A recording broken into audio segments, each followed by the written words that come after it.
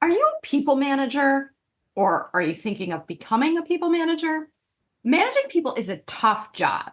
Not only do you have responsibility for a team of people who are relying on you, but you've likely gotten very little training and support on how to lead them effectively.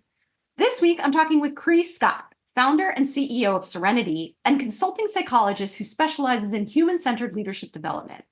Here we talk about the challenges facing people leaders, how to evaluate whether or not you want to manage people, and what you can do to show up more confidently in the role. Thank you so much, as always, for listening. Welcome to the Impostor Syndrome Files. My name is Kim Meninger, and as an executive coach and former high-tech leader, my personal mission is to help professionals overcome imposter syndrome so that you can advance your career with confidence. Each week, I interview a new guest who brings a powerful perspective to this conversation, including personal stories, best practices, and new insights. The more we talk about this issue, the more we destigmatize imposter syndrome, recognize that we're not alone, and empower ourselves to access the tools and resources that can help us and those around us. Thank you so much for listening and for sharing with others you think would benefit from this conversation.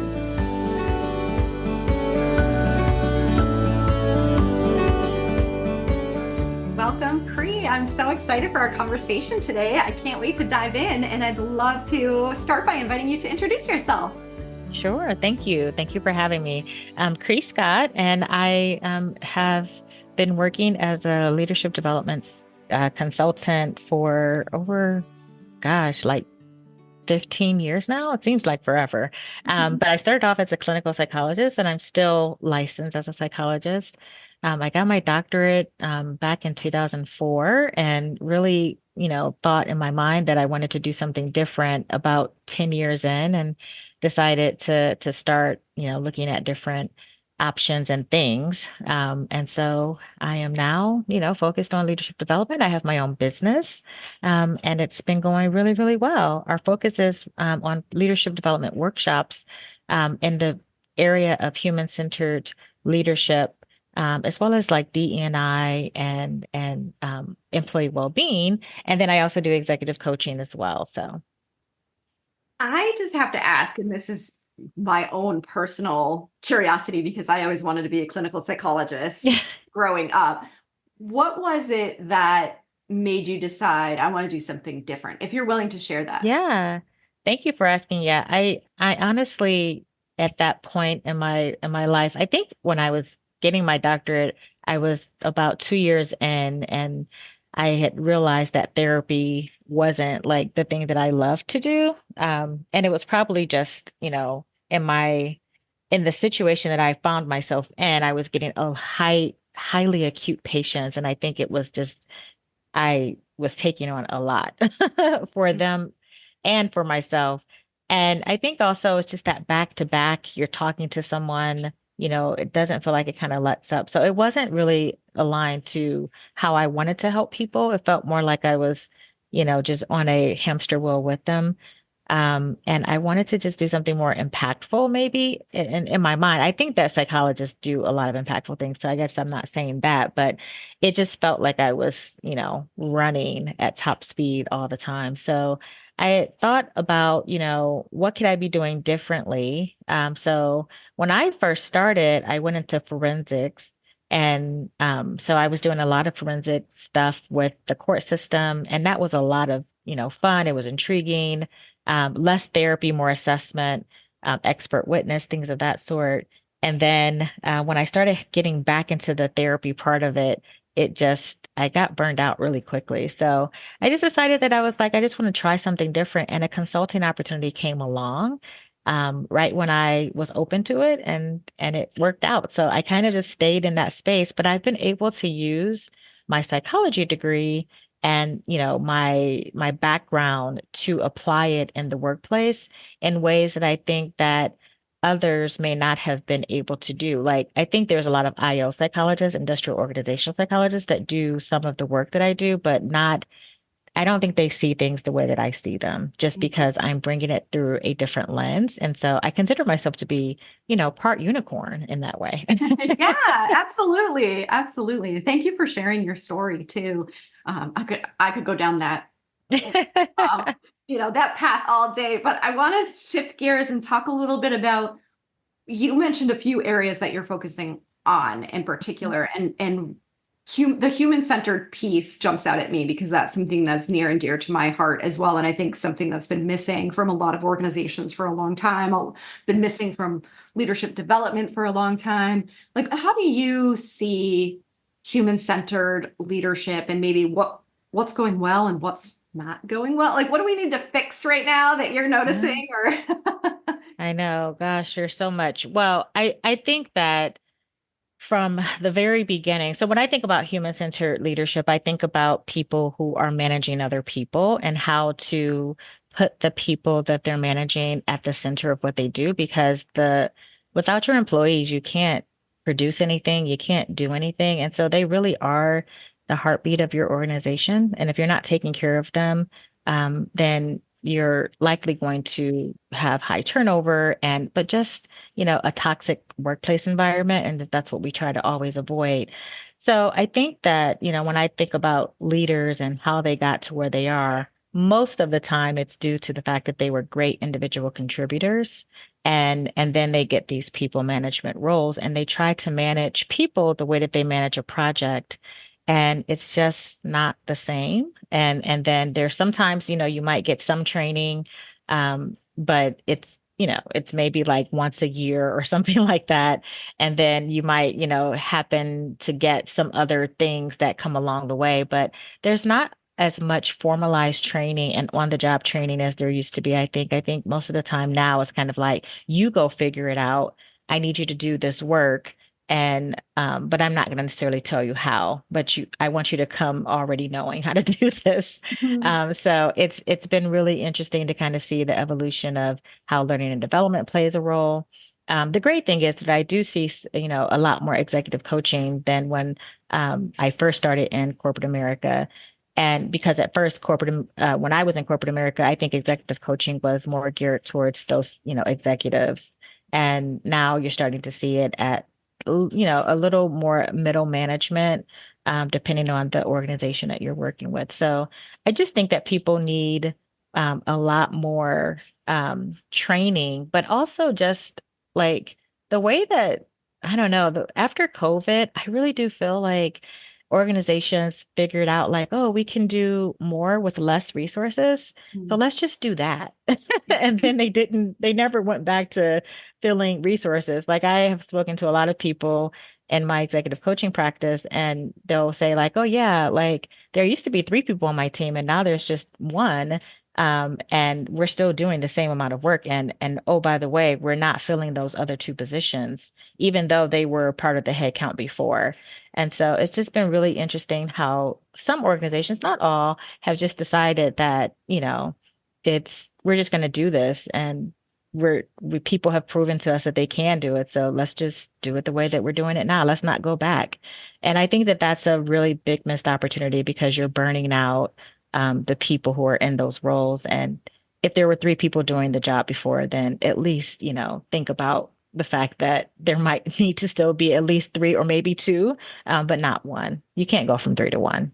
Absolutely. And gosh, there's so much to what you're saying. And I'm thinking about it in different ways from both the leader perspective and the individual on the team's perspective, right? Because I always think about everything through the lens of the mindset that we bring into our roles. And when you think about going back to what you said earlier of many, many, many people managers being promoted to that role because they're good individual contributors, and it's seen as a reward for good individual performance, as though that automatically makes them able to have an entirely different skill set in management. That's right. Right. Oh, congratulations. It's one of the few, if only, ways within organizations to get more money and to have a higher skill on the org chart. And so there are a lot of people in these roles who don't want to be in them, don't know how to do them. And it's such a critical role because we see all the time the studies that show people leave managers, not companies, right? And everybody's struggling because their managers don't have proper training. And so much I think about from a confidence lens and from an imposter syndrome lens of how many people want to be good leaders, but they're terrified of asking for help.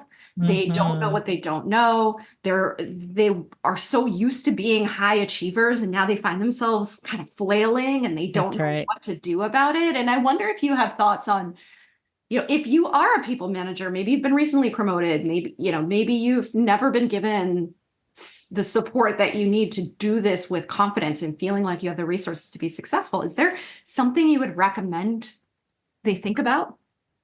Yeah, I think, it depends on, where you are in the organization, but most organizations will have like some type of milestone training for new managers usually. But what I'm thinking is that what happens is you get back into your day to day and you focus on the work. And instead of kind of focusing on how can I even make the team want to follow me and how can I get to a place of getting us to higher engagement.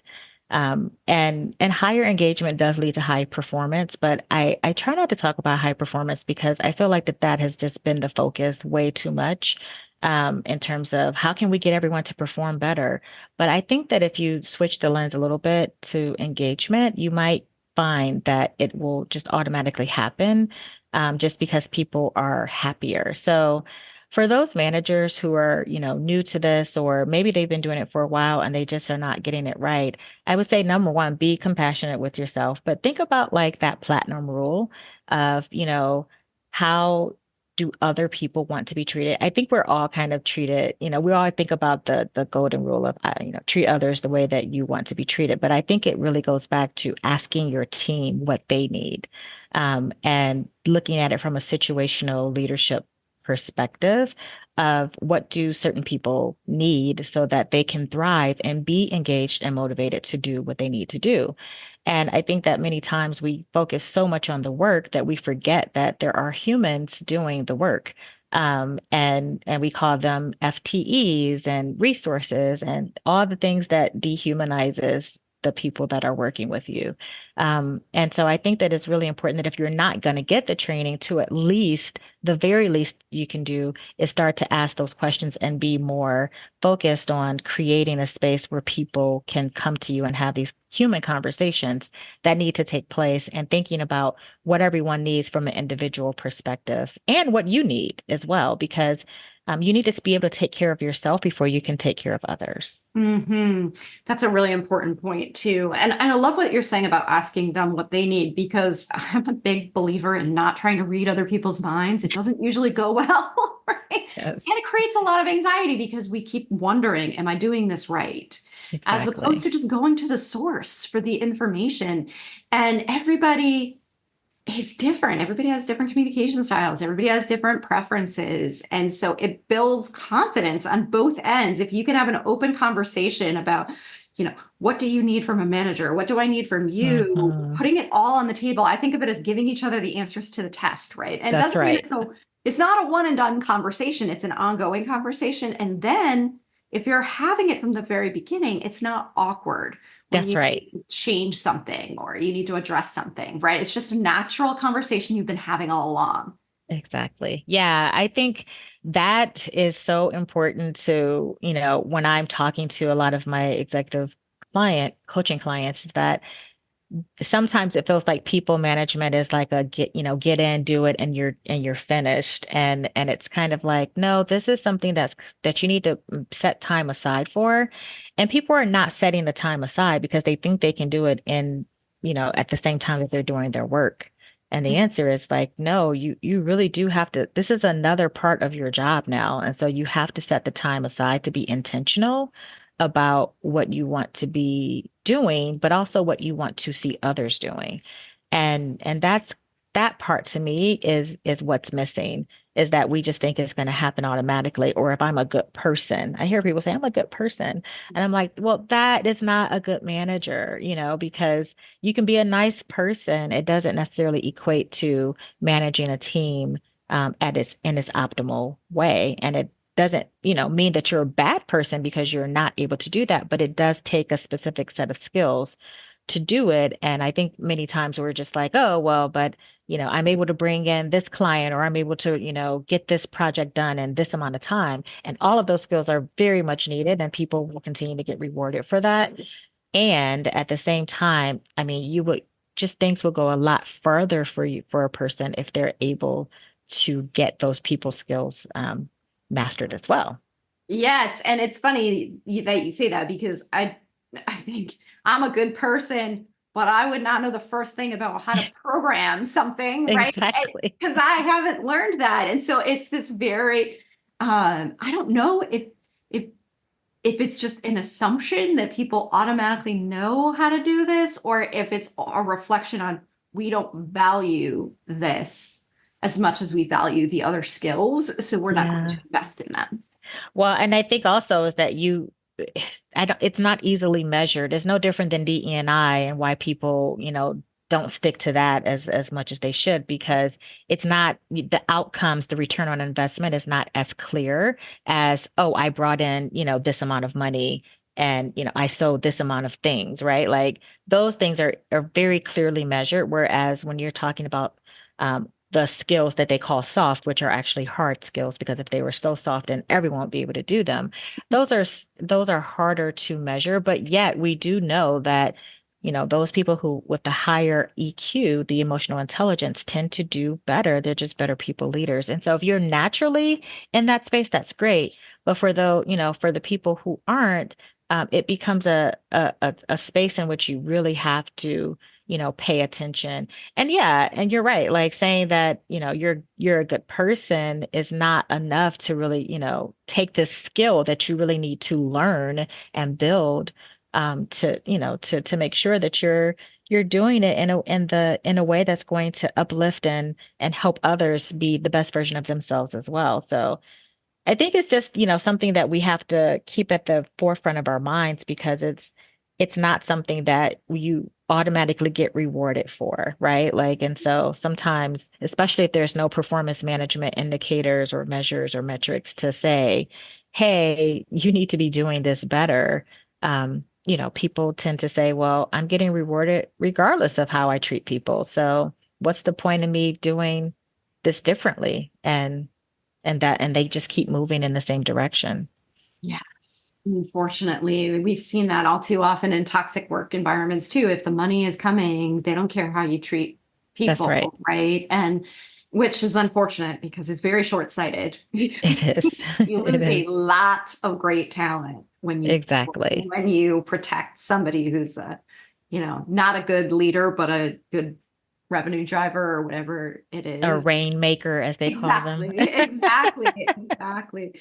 Well, and you know what's interesting too is I hear a lot of people saying things like, I don't want to manage people, or I'm not sure I want to manage people, but they almost say it shamefully, like they whisper it to me, like Mhm. that's something to be ashamed of. And I think part of it is because we have this societal pressure to climb the corporate ladder, so to speak. There's this Mhm. sense that, oh, if I'm going to have a successful career, I have to work my way higher up the hierarchy. And there are changes to this in certain pockets, although it's not Mhm. as pervasive as I'd like it to be, of people being able to rise to higher levels without managing people. That's right.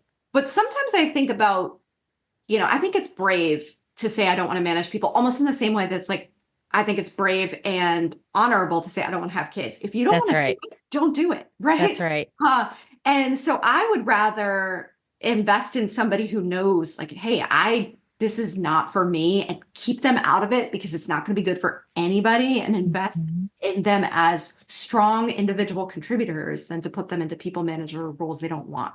I agree with you 100%. Like, yeah. And I do know that some organizations are doing a really great job of having two different tracks of people management versus your craft, and what you're really good at so that you can continue to be the subject matter expert, but not necessarily have to focus in on managing others. And I think that that is spot on because you're right. Like, you should be able to move up without having to manage other people, especially if you're not good at it or not interested in learning how to do it better.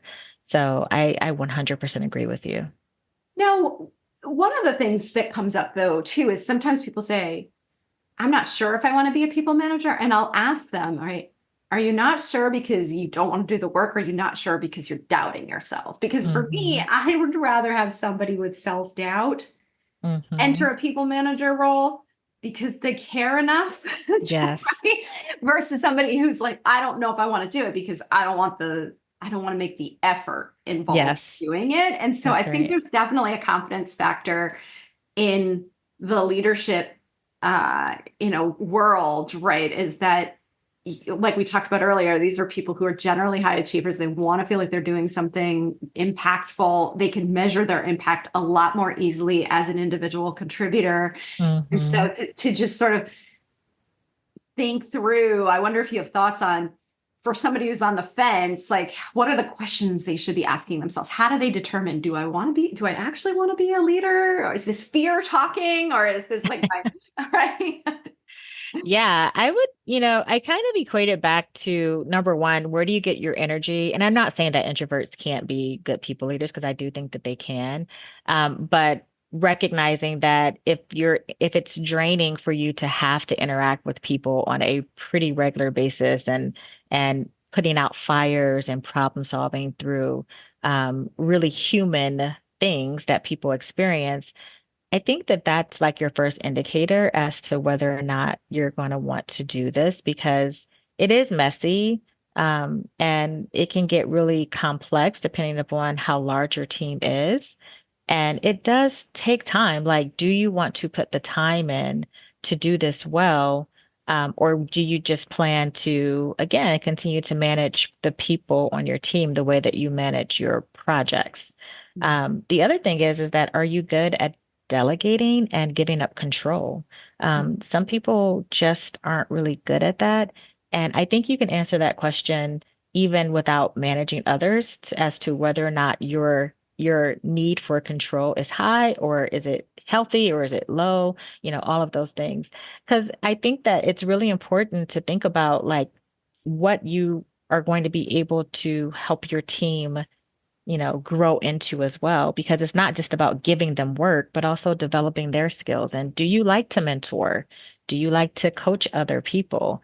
Again, I think you can answer those questions without currently doing it, because these are just questions around like if you were given the opportunity to do this, would you be interested? And I do think that those are the things that come to mind for me when I'm thinking about people management and just being able to um, just think about people as your collaborators versus I'm in charge, you do what I say, like people don't want to be treated like children. They want to be treated with dignity and respect. And so if you're just becoming a manager for power, I think that that's also something to really like be honest with yourself about because that's the way that you're going to lead. And that's going to be really challenging when it comes to being able to build something together as a team versus you just kind of ordering people what to do. Yes, absolutely. And, I think one of the things I hear a lot in it, because I come from a tech world prior to starting my own business, is there are so many people who love the work. They're really Hmm. good at the work that itself. And managing people removes them from their Yes. passion. It removes them from what they love to do and what they know they do well. And so that's a really important consideration too, is to say, like, does managing people excite you and inspire you in the same way or Hmm. more than doing the actual work? Because you will inevitably have to take a step back from the work itself. And to your point, delegate what you enjoy doing to other Hmm. people, Exactly. especially to other people who haven't learned to do it the way you have That's yet, right. who maybe aren't as good at it as you are. That's Are right. you going to be okay with that? Exact. All of those things. Yeah. It's funny that you said that because that was probably one of the reasons that got me to go on my own and do the work that I do on my own because I remember thinking like, well, I like the senior manager role, but yet I'm not able to do the work. And I really did enjoy doing the work, but I didn't even recognize, how much I was going to miss it until I was removed from it, in a way that I wasn't able to just make some of the same decisions and things of that sort. So I do think that that's important to kind of think about. Is how much do you love what you do and how much do you want to continue to do that? And is there a negotiation for you to be able to still do some of that, alongside your team versus, doing it for them. But yeah, especially if you have a new team member and they're trying to learn, it can be frustrating. And most people are like, I'll just do it because they know how to do it. And that's not really helping your team. Not at all, because they're trying to, figure it out for themselves. But if you're doing it for them, then they're never going to figure it out. So again, this takes time though, because if you're trying to coach someone and develop them, sometimes, there are truly deadlines and things of that sort. So you have to put that into the your framework when you're trying to, get your project deliverables out the door, of that coaching time that it might take for someone to actually be able to get something done. It might take you 2 or 3 days, but it might take them a week. So yeah, that's a really important point too. The upfront investment in getting them what they need in order to be successful. Absolutely. And I'm thinking about too, you had mentioned early on the diversity, equity, and inclusion piece, the well-being piece.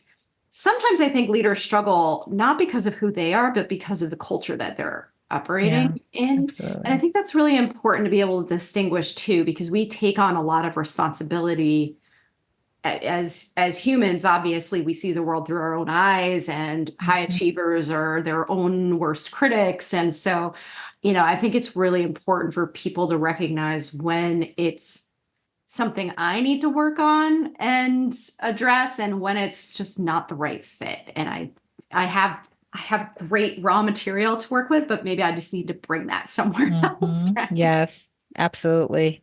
Yeah, that's why I think it's so important to know what your strengths are. And I don't necessarily mean strengths as something that you're just good at doing, because I'm really good at building PowerPoint decks because I was in consulting, but it's not what I love to do. It's not what strengthens me, or energizes me. So yeah, I kind of think about strengths as like, what are the things that you can get lost in doing, and time can pass and it won't feel like any time is passing. And if you can align your work with your strengths, the things that you are energized by, I really do think that you'll be happier, even in managing other people as well. Just because you're able to do the things that bring out the best in you. It's one where, our work is misaligned, and there's, to your point, like there's organizational cultures that kind of drive some of this stuff. But as much as possible, to be able to get closer to that feeling of, I love what I do. I love the discussions that we have. I love the projects that we work on, things of that sort.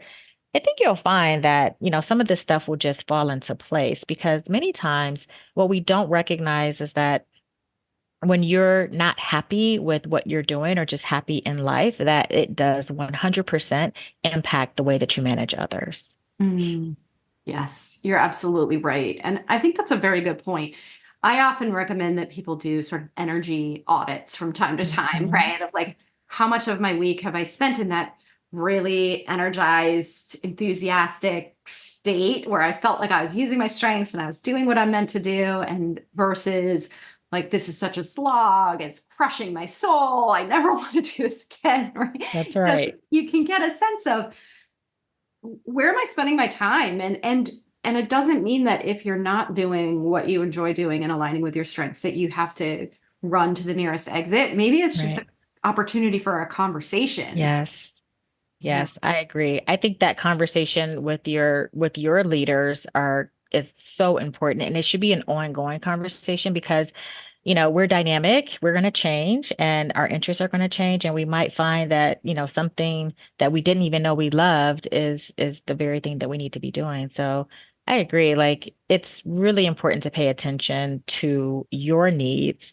when it comes to being able to manage others. It's no different than parenting. Like, you can't be a parent on empty all the time and trying to, take care of your kiddos. Like, you're just not going to show up as the best version of yourself. I'm glad you said that, because I do often see the parallels between parenting and people leadership. And even going back to the idea of how good of a delegator are you? If you've never managed people, you may not be clear on that. But I think about it in terms of your partner and how well you're willing to let them load the dishwasher in a different way than you would. So true. That's where I said that control comes in, right? Like, I've had to many times just say, to my daughter, like, you're not doing it the way that I would do it, but I accept this, you know, like, Mhm. and just letting her know, like, there's more than one way, and my way doesn't have to be the only way. So it's hard though. It's really hard sometimes when you know, especially if you're like a subject matter expert in something and someone is completely thinking about it differently. You may be stuck in that it has to be this way. And I always, have my clients are stuck there, I ask them, like, is this, is it true that this is the only way that you can do this? And, really helping to unravel the stuckness that they're experiencing of, you know, I want to see it done this way, or I won't delegate because my team, I can't trust my team. These narratives, like the stories that we tell ourselves, right? Like you have to like fact check them, because our brains, our minds will tell us things that are not true actually, but it's in a way to protect us. And so I always say, when it comes to whether or not do you need to be right, like check that. Do you have to be right in this case, or is it okay that there are other answers and that maybe you're right, but there are also other ways to think about it. It just trying to help people get out of their own ways, because you're right, like the way in which we're raised and the way in which we see things, it impacts everything. Yes, it really does. And it's natural that we do that. It's an Yeah, efficiency measure for our that's brain, right. right? But it is important. And I often think about like if there's a way to detect friction in your life, right? Like, so if things feel harder than they need to or than they have in the past, if you're bumping up against a lot of negativity or conflict, it's a good opportunity to slow down and ask yourself those questions that you're talking about, right? Like, is Hmm. there another way to look at this situation? And is my mindset a little bit too fixed right now, That's right? right. Exactly. Yeah. I mean, and we don't do that because we're just moving through. I know a lot of high achievers are check boxers, like, oh, I did this, I did this, I did this. Okay, now moving on. Like they don't even stop to celebrate their achievements. Like they're just like, all right, my checklist is done. I can move on to this other checklist. And so they're just moving. And it's just like it's heads down. I'm gonna get this done.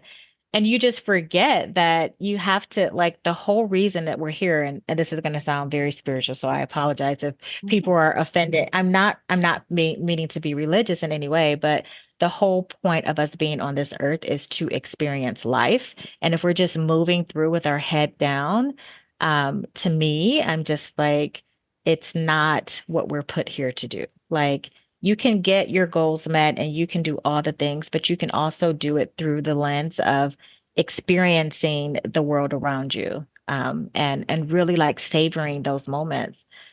They are very, very. It's something that you kind of think about like when you're on your deathbed, like what do I regret and things of that sort. But if you start to just think about that as in your day to day, like what do I want my day to look like when you wake up, like just starting off with that, I think is really important, because many times we're just heads down, we're just existing, we're just surviving, and that's not what we're put here to do. I love that. I think that is such an important point because I think we can learn a lot too from our own experiences of what are our most positive memories of previous managers that we've had or Hmm. previous colleagues, right? Were they just the check the box task people, right? Or were they actually caring about me and my growth and what I need? And so, yeah, I mean, we're humans, we're not Yes. robots. Yes, And exactly. I think that whole exercise of fast forwarding and looking back can be a really good way of pulling yourself out of the weeds and really Yes. getting that perspective that allows you to show up in greater alignment with who you want to be, not just what you want to be doing, but who you want That's to be. right. Who do you want to be? I love that question. I ask that question of my coaching clients all the time. Who do you want to be? How do you want to feel? I Mm, ask that one too. How do you want to feel? Um, because I just don't think we're paying attention. And mm, it's fine. I mean, that's just how life gets sometimes. But just hitting the pause button is super important. yeah. Oh my gosh. I could talk to you all day, but that's a perfect place for us to wrap up because I think that's a really inspirational point, and I'm hoping that people will walk away and ask themselves that question too. And uh, So if anybody wants to learn more about you and wants to connect with you, what's the best way for them to do that? Yeah, so you can reach out on our website, www.serenitysci, that's PSY health.com. And then if you really want to get me quickly, you can just send me a DM on LinkedIn, because I'm literally on LinkedIn every day. And I'll make sure those links are in the show notes as well. Thank you so much, Cree. This has been such a great conversation. I really appreciate you having it with me. Absolutely. Thank you for having me. I love this conversation. I think we should have more of them. And I hope that people got something, as even if it's just one piece of nugget, I think it's helpful. So thank you for having me. Thanks so much for listening to the Impostor Syndrome Files. If you would like to continue this conversation in a safe and trusted space, I would love for you to join my virtual discussion group every Thursday at 12 p.m. Eastern. For the past several years, the group has been limited to women, but it is now open, regardless of gender, to anyone who is interested in exploring and troubleshooting common workplace challenges, building better awareness of ourselves and others, and becoming more inclusive allies at work. Check out the show notes for more info on how to find us, and please join us next week for another episode of the Impostor Syndrome Files.